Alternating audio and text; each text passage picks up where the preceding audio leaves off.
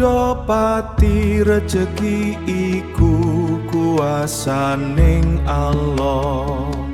Jodhopati rejeki iku kuwasaning Allah. Titahing Gusti kang murbeng dumati, ora kena kine Rama wonalah. Pasrah ing kersa nampi ing dawuh. Jodhopati rejeki iku kuwasaning Allah.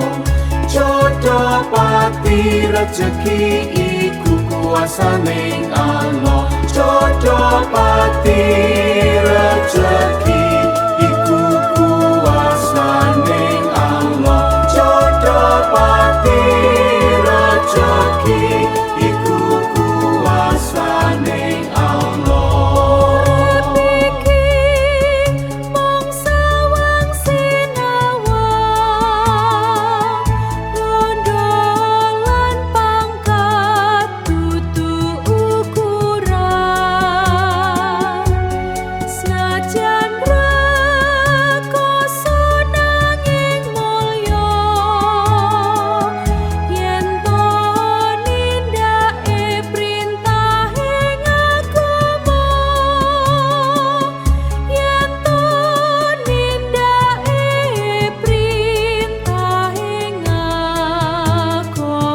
Jodhopati rejeki iku kuwasaning Allah.